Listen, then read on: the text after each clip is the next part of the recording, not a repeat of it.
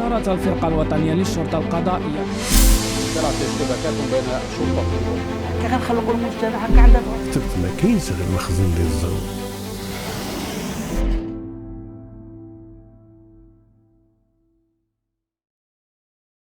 خوتي المغاربة أهلا وسهلا. هذه واحد المدة الصحيفة ديال الغارديان البريطانية كانت نشرت واحد التقرير خطير تيخص الظروف غير الإنسانية اللي تيخدموا فيها الناس في الفيرماس ديال الفريز في إسبانيا، سواء من ناحية الأجور اللي طايحة بزاف أو من ناحية الاستغلال والأوضاع الخايبة اللي تيعيشوا فيها العمال. الغارديان تلاقات شي 10 ديال الناس خدامين في الفيرمات وشي 2 اخرين سبق ليهم كانوا خدامين في هاد الفيرمات، أكدوا أنهم تيخدموا عدد كبير ديال الساعات كل نهار، والأجر اللي تيشدوا أقل بزاف من الأجر اللي تيحدوا القانون بالنسبة للخدمة في الفيرمات ديال الفريز في المنطقة ديال هويلفا في إسبانيا. زيد عليها أن الباسبورات والوثائق القانونية متاع هاد الناس خداوهم ليهم مال الفيرمات باش يخليوهم يخدموا الصحة عليهم الأطول مدة ممكنة. الغارديان باش تزيد تقوي التقرير متاعها كان ضروري باش تعاود لينا بعض القصص المؤلمة ديال المهاجرين المستعبدين في الفيرمات ديال إسبانيا. ومن بين هاد القصص واحد المرأة مغربية اسمها عزيزة وعمرها 53 سنة، كاع ما مسجلة في البيانات ديال العمل في إسبانيا، كتشكى من ظروف العمل غير الإنسانية اللي كتخدم فيها. هاد السيدة على حسب ما كتقول الغارديان اللي كتقيل الدور من فيرما لفيرما، على الله وعسى تلقى شي خدمة. سبق ليها خدمات بزاف ديال المرات في الفيرمات ديال الفريز، ولكن كانت كتشد واحد الأجر قليل بزاف مقارنة بالأجر اليومي اللي تيحدو القانون. وواخا هكاك ما قدراتش تشكى للسلطات المعنية حيت وضعيتها في إسبانيا غير قانونية. إسبانيا من الدول الأولى في الزراعة والتصدير ديال الفراولة، وغير المنطقة ديال هويلبا كتوفر تقريبا 80% من المحصول كل عام، وهذا الشيء كيطلب واحد العمل كبير على طول العام من زراعة الشتائل حتى الحصاد ديال المحصول. هذا العمل كله تيديروه المهاجرين اللي أغلبيتهم من إفريقيا وخاصة المغرب، وكلهم تيعيشوا في ظروف صعيبة بزاف.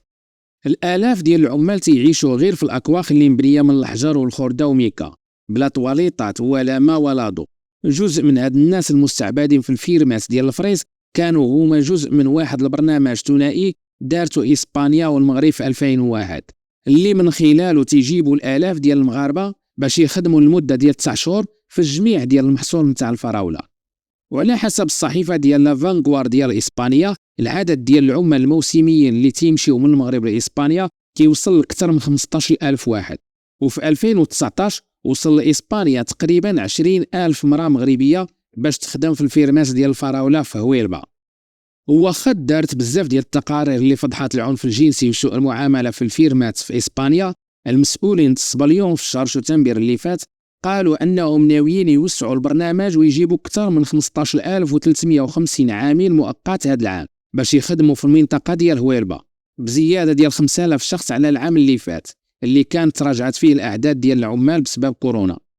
الغارديان ما وقفتش عند هذه المعطيات وصافي، وإنما اعتمدت على واحد التقرير جديد صدرته منظمة المستهلك الأخلاقي اللي تيأكد أن أرباب العمل في الفيرماس ديال الفريز وصلت بهم الوقاحة والحقارة أنهم يمنعوا بعض العمال باش ما يدخلوش حتى للطواليطات، وكتر من هاد الشيء خداو ليهم الوريقات والباسبورات باش يخدموهم صحة عليهم وكيف بغاو.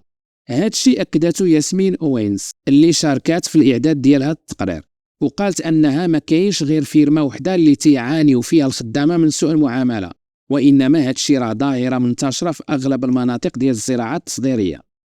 في هاد الخدمة ديال الفيرماس في إسبانيا النساء بالخصوص هما اللي تيعانيو من العمل الشاق وسوء المعاملة والاستغلال، وما تيقدروش يتشكاو تماما، وهو الشيء اللي تيزيد يشجع أرباب العمل باش يزيدوا يستغلوا هاد النساء بلا ما يخافوا من حتى شي متابعة. كان واحد التقرير استقصائي تنشر في الموقع ديال انفو ميغرو بالتعاون مع الإذاعة ديال دويتشه فيل الألمانية فضح الممارسات اللي منتشرة في الفيرماس ديال الفريز في إسبانيا، وقال عليها أنها أزمة إنسانية. هذا التقرير قال أن بزاف ديال النساء ولدوا فاش كانوا في إسبانيا، وأن أرباب العمل زيروهم يخدموا حتى الآخر نهار قبل الولادة. والأسوأ من هذا الشيء أنه كاينين النساء اللي ولدوا هما في الخدمة. المؤلم كتر هو أن هاد النساء أثناء الولادة كانوا بوحدهم وما عندهمش حتى القدرة باش يتواصلوا مع شي حد ولا شي جهة. هاد المعاناة ديال المغاربة خارج الحدود كتوقع على مرأى ومسمع من السلطات المغربية اللي ما تيهمها لا كرامة المغاربة ولا شرفهم ولا حتى حياتهم. هذاك علاش ما كتعتبرش نفسها أنها معنية بأي تدخل لإنصاف المواطنين المغاربة والحفاظ على كرامتهم اللي هي من كرامات الوطن. كل ما تيهمها هو أولا تهنى من صداع الراس اللي ممكن يديروه المغاربة اللي ما تيلقاو ما ياكلوا، وفي نفس الوقت تيشوفوا الثروات ديال بلادهم كتنهب بلا حاسب ولا راقب. وثانيا تيهمها فقط إلا كان هاد المغاربة اللي مشردين خارج الحدود وكيتمارس عليهم كل أشكال الظلم والإهانة والاستغلال والاستعباد الجنسي، أنهم يقدروا يصيفطوا العملة الصعبة للبلاد باش يلقاو حيتان الظلم والفساد كيفاش يهربوا الثروات المنهوبة خارج البلاد.